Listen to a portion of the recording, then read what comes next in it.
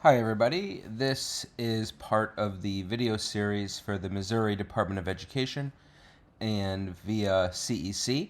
I'll be talking today about high leverage practice number 22, academic specific feedback, providing high quality academic specific feedback to students. I am Michael Kennedy, professor of special education from the University of Virginia, seen here in the parking lot of Lincoln Financial Field, home of the Philadelphia Eagles, with my portable pizza ovens before a tailgate before a game a couple of seasons ago. If you're a homemade pizza person and you have your own portable pizza ovens, give me a shout. We can compare notes, and I'll hope to see you in the parking lot of the Birds or at UVA before our football games. To talk about high quality feedback is to talk about so many other high leverage practices. And certainly the one that it's most tightly aligned with is high leverage practice 16, to provide explicit instruction. I've talked about explicit instruction in several other videos, live in person with groups from Missouri, but it's worth repeating the things that you see here. That explicit instruction is not one thing, it's many. I almost think of explicit instruction as an umbrella term, and then underneath of that umbrella comes all of these specific aspects. And if you are providing lots of opportunities to respond, if you are modeling, provided guiding practice, providing independent practice, that means you're giving students chances to respond to prompts, right? Therefore, you have to say something back. Yes, that's right. No, that's wrong. Good job. Keep it up. But that's low-level feedback. That's really the point of today's session, is to say the thing that comes most naturally to most teachers after a student completes a task is what I just said. Yes. Good. Or they repeat the answer back in some way to just acknowledge in a perfunctory way that that was indeed the answer. I will take that over nothing, but there's a better choice out there, and it is to be specific with students about how and why they met expectations. And I'm going to talk about that specifically and model that with some modeling videos tonight. I also want to stress, I'm going to say this now and I'm going to say it at the very end. If we think about feedback,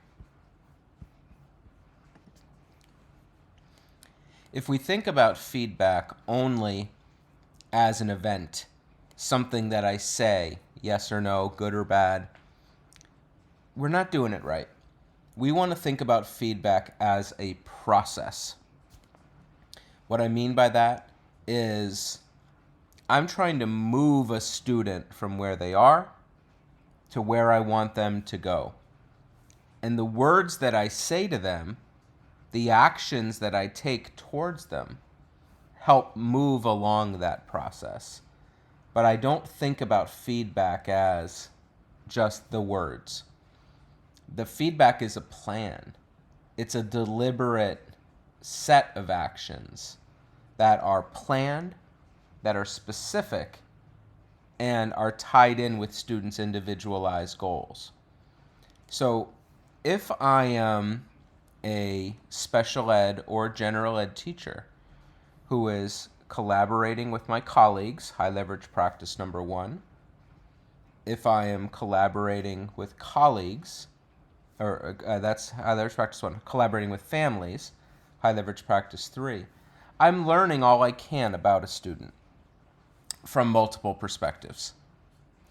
I am thinking about what can I learn about this student, about their strengths, about their needs, I then gather a range of data sources, high leverage practice number 6, to make decisions about that student. And I use those data to write specific goals, high leverage practice 11, design a systematic plan, high leverage practice 12, and then I put into place all of the instructional practices that that student needs to succeed. Ultimately, that pathway is going to be that individualized, specially designed instruction for students. And all along the way, they're getting a process of feedback as well that goes along with the instructional plan. All right, so although most teachers provide a decent amount of feedback and praise students throughout lessons, a lot of it tends to be perfunctory and generic. We want to do better. We want to do more and do better at the same time. And so academic specific feedback of the type that we want to see in high leverage practice number 12, it's going to give students detailed information. Why was that correct? Why was it wrong? We want to be specific with our students, as specific as we can. Academic specific feedback is not merely to help support academic performance. This is one of the most important things we can do to build rapport and build a culture between students and teachers. Think about high leverage practice number 7, which is to create an organized and responsive learning environment. Well, what do we talk about with respect to that HLP? We explicitly teach expectations and rules. We take time to understand our students' unique needs as part of a culture of a classroom. But this, if I'm a teacher who is going out of my way to provide students with ongoing and specific feedback around their performance, and I'm saying positive, clear words to the students that leads to their success, that's one of the most loving, one of the most caring things I can do for a student, is to deliver to them a message that I care about you so much, I'm willing to do more than just say yes and good job to you.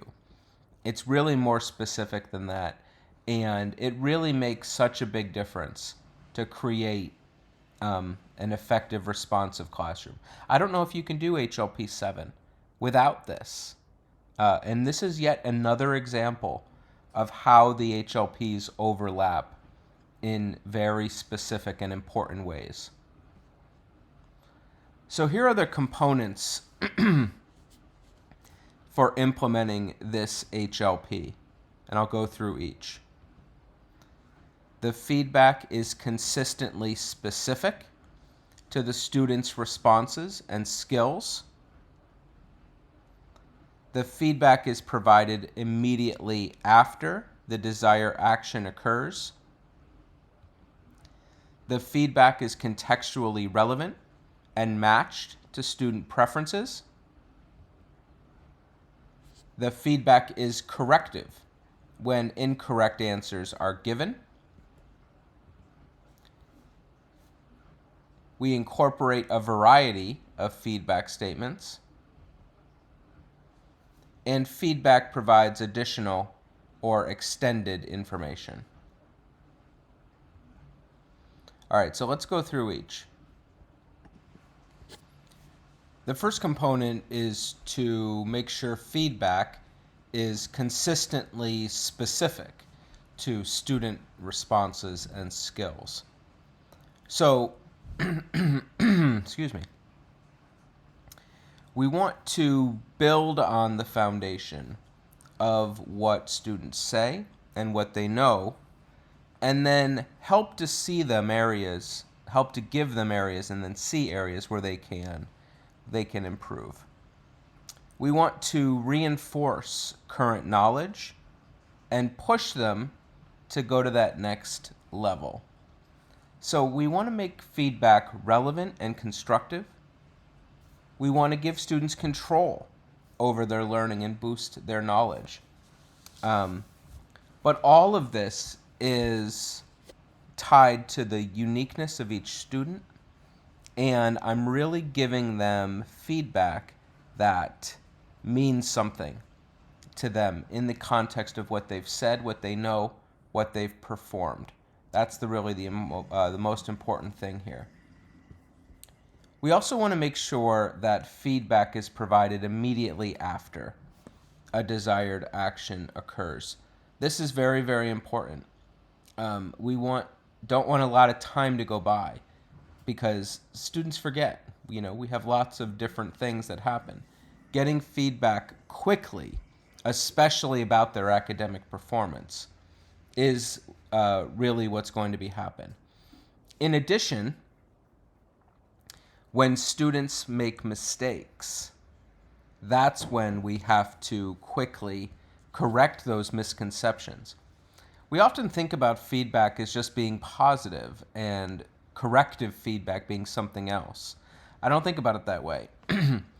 Being able to quickly say to a student, hey, you didn't get this one right, you should think about it this other way, that's really essential. That's going to put them in a position where they can continue to succeed. The next aspect is to make sure that feedback is contextually relevant and matched to student preferences. The example here: great job noting Mars as the red planet because of its rust-like dust. Now think about how it's colder and less habitable than Earth. This helps us learn more about our solar system. So by providing feedback of this nature, I'm not just saying yes or no, I'm teaching, right? I'm teaching with the feedback. I think that's the best way to say it. I didn't even think about it that way before right this second, but it is. Feedback is a way to continue to teach and help the student engage, align feedback with student preferences as well. So some students would walk through lava to get specific feedback provided to them in front of everybody. They want the attention. Other students would walk through lava to avoid getting feedback of that nature. But you can still provide it. They still need it, even if they don't want to receive it in a public forum. We want feedback to be corrective when incorrect answers are given. Look, here's the example. That's a good try, but let's clarify what photosynthesis is. Photosynthesis is the process plants use to make their own food from sunlight, not how they grow. They take in sunlight, water, and carbon dioxide to create food and release oxygen. So this is vital for giving students insight into errors, promoting understanding of specific concepts, and to help still push them to think, okay, I need to go beyond my understanding now, and let me scaffold for you the next layer. We want to incorporate a variety of feedback statements. Your introduction catches the reader's attention, which is fantastic. To make your argument even stronger, try adding a thesis statement that clearly states your position on the topic. Here's another one. You've calculated the area of the rectangle correctly by multiplying the length and width. However, when finding perimeter, remember it's the total distance around the rectangle. So we need to add all four sides. Let's try that part together again. This helps keep students on their toes. It's important for you as a teacher, especially as you're getting used to doing this. If you're a teacher who does a lot of yes, good job, that's right, and this, what we've talked about in these first 15 minutes, is something that is relatively foreign, and it isn't the kind of thing that rolls off your tongue, because this is very different. I think it is very important for you to memorize, write down, and practice certain phrases so you get used to them and it becomes routine. And it will. But you have to work at it like you would have to work at anything else. But don't just do the same feedback over and over again. That's my point here, is take the time and energy to memorize some specific phrases. I really like your mathematics language. I really like the specific effort you're putting forward in science class today. I like the way you're applying your knowledge to understand this problem. I really like your perseverance as you're working through these complex issues. I know you're struggling with it, and yet you're still kicking butt. Keep up the good work. Memorize a few phrases and then use them with students. You also want to use your feedback to give more info, to do that teaching. That's exactly right. Well done. Photosynthesis is how plants make their food using sunlight. Not only does it help the plant, but it also produces oxygen, which we need to breathe. So every time you take a breath, you're using oxygen that a plant made. This is teaching. So I've said, yes, that's right, good job, you're nailing it. And then I take a chance to repeat the key information to help support student learning. So I said this at the beginning. The goal of feedback, we've got gaps between where students are and where we want them to go. How do we close that gap? Feedback is one of the ways. We provide the high quality explicit instruction, and that explicit instruction, we then give them feedback to help move to their new performance. You've heard me talk already in this video about how important it is to be specific instead of generic, which means we're saying long sentences, not yes and good. And we want to be specific about what they did well. Great job raising your hand and waiting to be called on. So I'm being positive, I'm being specific, and students know exactly what the feedback is in a timely manner.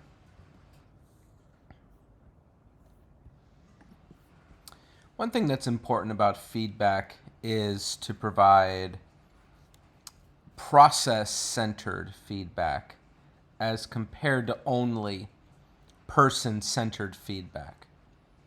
For example, you worked really hard on that math assignment and used excellent strategies to solve those problems. That's process-oriented because it's the working hard, you use strategies. Look how different that is than, you're really smart, good job. I'll take both together. But that first part, that process-focused, is quite important. Quite robust. I also think it's important to emphasize within the feedback the skills that were used. And I talked about this a few minutes ago, where I'm able to continue teaching within. We've gone over that pretty well, so I'll keep going. Here's some sample feedback for you. Tasha, I expect students to be respectful and responsible. The way you're making eye contact, taking notes, keeping your attention on me during vocabulary time today is the perfect example of what respect and responsibility look like. I am very lucky to be your teacher. I've got a lot of different things happening here. I'm praising behavior, I'm praising academics, I'm building my rapport and relationship, and Tasha is going to walk away from getting feedback like this feeling like $1,000,000, which is what I want. Did everyone hear the mathematics language that Kwan just used to solve that problem? He was very precise in using the variables and equations to explain his thinking. Awesome. Let's hear someone else respond to this next problem and use the same type of precise language that Kwan did. Kwan's going to be strutting around like he owns the place. And the next students are going to want to work just as hard to model what he did so that they can get the feedback as well. That's the power. This practice, it's so deceptively simple. These are just words, and yet they have incredible power for supporting student outcomes. Michelle, I really like the way you remembered to line up the decimal points carefully. You got it just right. I'm also happy to see if you remembered to do your regrouping to figure out if you were doing it properly. Great work. Here's one for a group assignment. Group, as I was walking by, I noticed how well the team was working together to solve the problem. I heard lots of specific language, scientific language and reasoning, collaborative language. Keep it up. And as I say that to one group, the group next door will overhear, and they're going to want to get in on that high quality feedback too. It's contagious. I like thinking about delivering feedback as a puzzle. Where is the student going? How are they going to get there? Where will they go next? I want to guide the answers to these questions. It's almost like telling a story, and the story is managed by the feedback that I'm providing along the way. By being goal-directed. What does that mean? Julie, your goal of reading, you're almost to your goal of reading 75 words per minute. You've been working very hard using your strategy for unlocking tricky words, using your finger to keep your place, and asking for help when you need it. Great job. I'm very proud of you. See how that's goal-directed. Mark, it's been 8 minutes of you sitting flat on your chair with your feet on the floor. Your goal is 10 minutes. You got this. I'm very proud of you. Get ready to take a break and shake out some energy. So again, the specifics are in the goal that is known to the student, and we're working on it. And yet, there's still a lot more to go, and I'm giving them progress notes on how close they're getting. This is a interesting way to think about feedback after providing an opportunity to respond. Is you ask the prompt, if they got it right, easy. Here's a great chance to give specific praise and feedback to them, as we've been discussing. But this is where High Leverage Practice 22 goes well beyond yeah, that's right, good job. Because that's the easy way, even if it's a little unnatural. But when they get the answer wrong, why? Was it a lack of knowledge? Or did they apply something incorrectly? So if it's a lack of knowledge, that's why they got it wrong. That's actually easier to deal with, right? Because then, okay, I just need to teach it, or reteach it, as the case would be. But if you give a prompt and the student answers incorrectly, and they're sure that they've got it right, and they're not. This is where we have to become a detective of sorts, to work to detect where was this error made and why, and then what can I do about it. So examples of that would be, Terry, your answer to the last problem was x equals 36. Can you talk me through how you solved to get that answer? Yada yada. Oh, I see now. In the order of operations, you multiplied before clearing the exponents. Could you do that again, but keep the order of operations in mind? Oh, okay, it looks like you're making the same mistake. Let's go back and I'll explain it another way.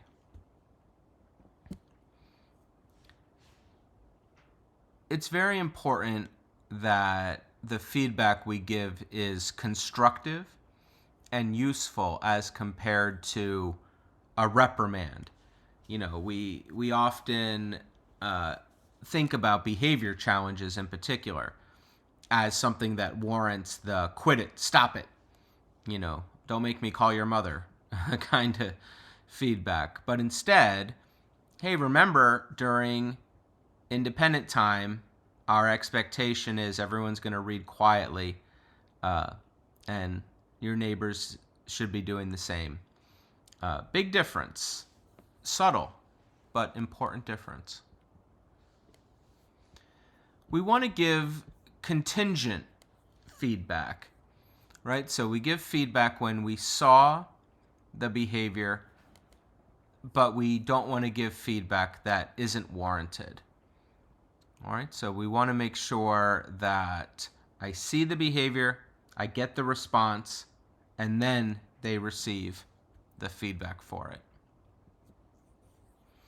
We've already talked about this, how important it is to give the feedback in close proximity to when the behavior, and when I say behavior, I'm talking about behavior, but that could include academic responses. I think it's really important to avoid sarcasm, to avoid joking when delivering feedback. When you're trying to build relationships that are positive with students and you accidentally or otherwise give the impression that you don't mean it or you're insincere in some way, that could be a death blow for the relationship between you and your students. This is not a space where I would do much, if any, fooling around.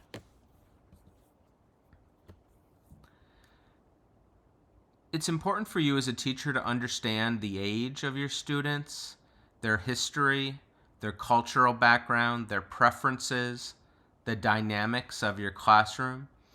All of these things bundle and tease together to create the complex students that are in your charge. And how do you make sure that you know enough about your kids to provide meaningful feedback? How does that happen? High leverage practices 1 and 3.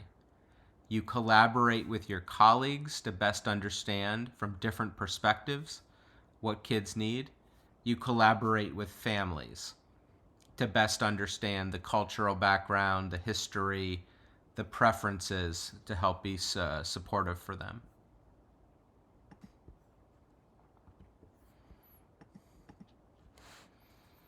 I think it's important to adjust the frequency of feedback and what types they receive. So, is this the basic acquisition, the beginning? Is it the fluency? Is it the maintenance, generalization? These are different times of lessons, different times of learning that command different levels of feedback. Students need lots and lots of specific corrective and instructive feedback, as we've been discussing, as they begin. Then perhaps as they are getting fluent, I'm going to do a little less because they're building the skills on their own. but it's certainly not none. And even during generalization and adaptation, I'm carefully monitoring that they're practicing the skill or applying the knowledge in the correct way. Because this is the opportunity where they might be practicing something wrong, and a misconception would be there for me to recognize if I was on top of it. Deshaun, I can see you're frustrated with these word problems.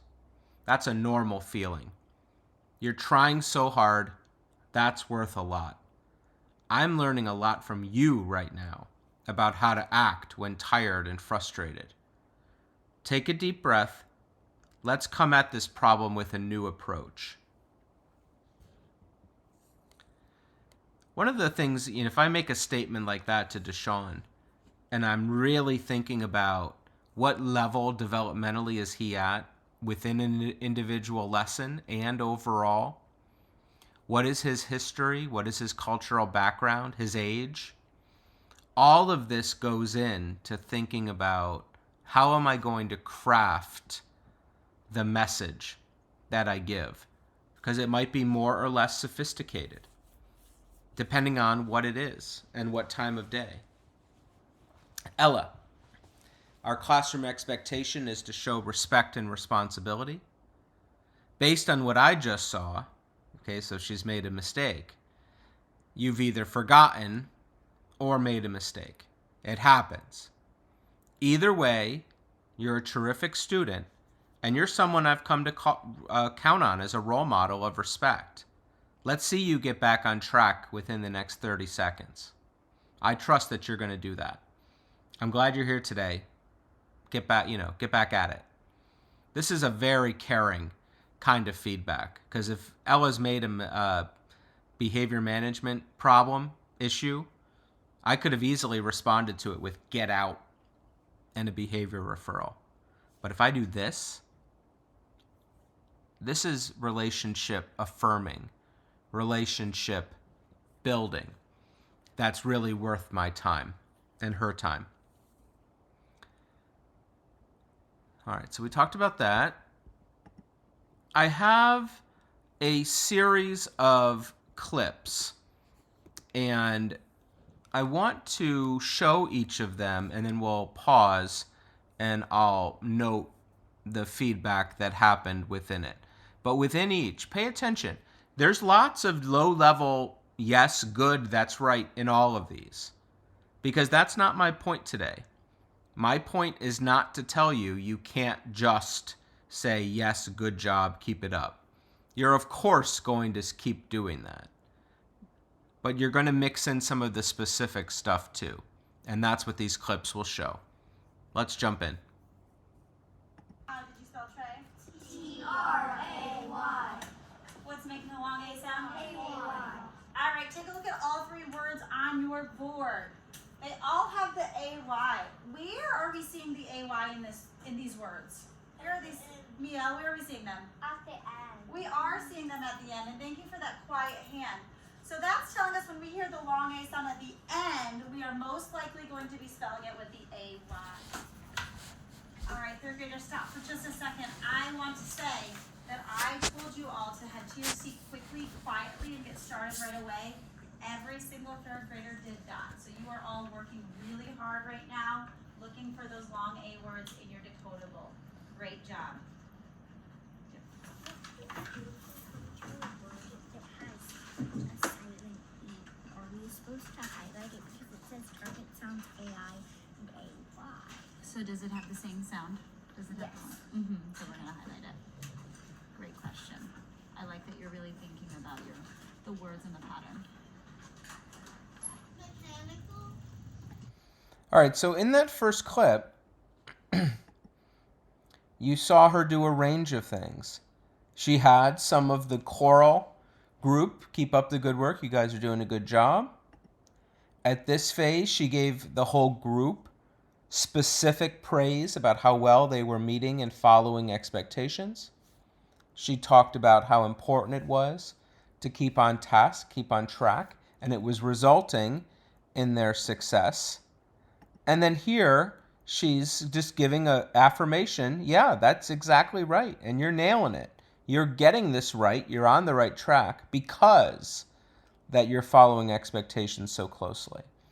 So in each of these little samples, she's doing kind of a simple but effective way of delivering high quality feedback. Let's move on to the next sample for an upper elementary science lesson. Mechanical, what's another word that we could use for mechanical energy? You also say kinetic. What's the opposite of kinetic? Do you remember? Oh, potential. Potential. Okay, can you guys show me kinetic? Can you show me potential? And then show me kinetic. And then show me potential. When we use kinetic energy, we are using, what are we using? Shabir? Movement. And what's the other big word we're looking at there? Motion. Our water cycle. This is our big word on Tuesday. This is the process in which water from the earth goes up into the atmosphere and then it comes back down into the surface of the earth. Does anybody remember this big word right here? This big part of the water cycle. If you can remember, can you whisper it in 3, 2, 1? And then we remove thermal energy and it comes here into the clouds and it becomes, and then it gets really, really heavy and it falls down into the earth as kiss those grades. You guys are water cycle experts. All right. What is this? I'm going to hop over here so that you can't see that word. You can't see it. What is it? Savannah. A river. What is a river? Can you explain it in your own words? Do you want to phone a friend? You can phone a friend.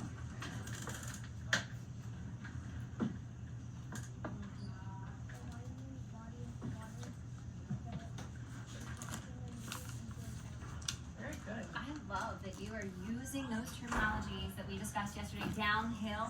And what causes it to go downhill? Do you remember? Gravity. Very good. All right. Now we have an ocean. So what did we see in that clip? She's got lots of opportunities for kids to respond to her different prompts and a lot of, yeah, that's right, let's keep the ball moving. All perfectly acceptable, except look how positive that lesson was, how easy it was for students to interact. But then when it got to this point where this kid, I know you couldn't really hear what he was saying because I didn't turn the volume up, but he gave his specific answer. And did you hear both teachers? This woman here in the pink looks like one of the students, but she's not. She's a special ed teacher to go along with the general ed teacher doing the lesson. And the two of them are like, kiss those brains. Holy cow. That was amazing. Great job using your terminology. That was stellar. That's what I really liked about that segment within this academic lesson. All right, let's see a middle school lesson and have a couple examples of what specific feedback can look like at this level. All of you did a really great job of meeting the expectation of staying focused while you were reviewing your notes. So I'd like to ask you a question about adjacent angle. What do you know about adjacent angles? Molly. Angles are 1 and 2 are adjacent angles. They share a common side. All right, great job reading from your notes. But what does adjacent mean? What does that exactly tell me? It means next to. Next to, exactly. Great job using your notes and telling me what adjacent means. All right. What about vertical angles? How do I know something is a vertical angle? They're congruent. They are congruent. What does congruent mean? Does anybody else know? Same. The same. They are the same size. It's like having, I think of it as like, Molly, pizza, right? 2 slices of the same size of pizza right across from each other, right? So you see how the pink angles are right across from each other and the purple angles are right across from each other. All right.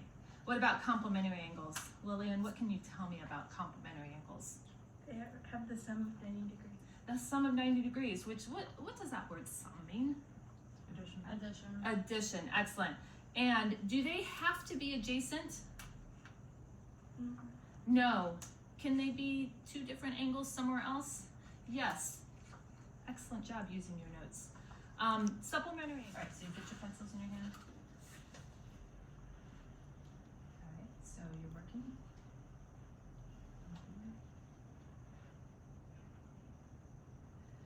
Stuart, great job staying focused on your work. I can see that you're getting the right answers because you're staying so focused. Great job. I need help on number 2. Okay. Well, thank you. Great job asking for help, Molly, because that shows me that you are focused in and wanting to get help with the answer. So B's asked for you to identify a complementary angle. And do you remember what a complementary angle is? Oh, it's the sum of 90. And you met the expectation of using your notes to find what a complementary angle is. So knowing that, where the complementary angle is. 6. Excellent job. So you used your notes and you asked for help using the question. And there you go. You got the right answer. Great job.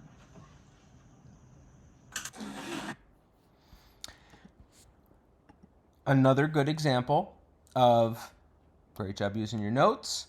You're focusing in. So it's combinations of, she's taught them how to use scaffolded supports, high leverage practice 15. We've got explicit instruction, HLP 16 happening. This instruction is happening in a small group, high leverage practice 17. But then within, she's mixing up the low level, yep, that's right, keep the ball moving down the field, but then also taking time to reinforce for each student individually all of the really good and important things that they're doing to meet expectations and do well. This is the last clip that I have for you today, where she's giving a lot of specific feedback, but it's of that instructional variety that we talked about earlier in the lecture. So let's have a look at this. Okay, let's put your ears together. So read this number sentence for me. 3 times 4. And what does it say in words? 3 jumps of 4. 3 jumps of 4. So let's look closely. How many jumps do you have just looking at this? 1, 4. 2, 3, 4. What does your in words say? 3 jumps of 4. Okay, so what do we need to do to correct that? Do 3 under. And how long should each jump be? 3 under. So 3 jumps, 4 long. Let me show you how I would think of that problem. Can you look at my board? I'm going to show you what I would do for 3 times 5. If you're finished, you may pick another. Those both look great. Pick another one and solve on your board, please. So then I would think of this as 3 jumps of 5. And then the good thing about thinking about it is words, because I know how many jumps am I doing? 5. How many? But 3 jumps of 5. So how many jumps? 3. 3 jumps, right? So I'm going to go 5 underneath. So 1, 2, 3, 4, 5. Here's my first jump. 1, 2, 3, 4, 5. Second. And 1, 2, 3, 4, 5. Here's my third jump. So do I have 3 jumps that are 5 long? Yes. So that's why we think of this X. If you think about it in words, it represents jumps up. Another way to think of that, how it's represented. So 3 jumps of 5. So if I'm going to erase this, can you show me 3 jumps of 4? Feel free to count underneath if you want. So it's 4 long. Okay, how many jumps do you have? 4. Okay, read this number sentence. 3 times 4. Read this. 3 jumps of 4. And what do you have? 4 jumps of 3. Right, so you're showing me the commutative, which is fine. However, 4 times 3 is a completely different model. Do you see that? Okay, so let's try that again. Can you do 3 jumps of 4, please? You see it? This is so caring. This teacher cares about this student so much, and she can see that he's so close to getting it, yet he's still really struggling to do it and to get it right. She's sticking with him and providing this really high quality, really caring feedback to help him be successful. And she so easily could have just given up. She could have said, no, that's wrong. Work on it by yourself. Figure it out. She didn't do any of that. This was some of the very best feedback I've seen. I really like that clip. All right, so to wrap up, I promised you at the end that I would talk about the importance of feedback being a process and not an event. So when it's an event, I'm just saying words. Yep, that's right. No, that's wrong. Move on. But if you do all the things we talked about in this lesson, in this presentation, goal-directed, process-focused, specific, timely, tied to students' unique needs, you're going to be providing feedback in a way that's going to give kids extra chances.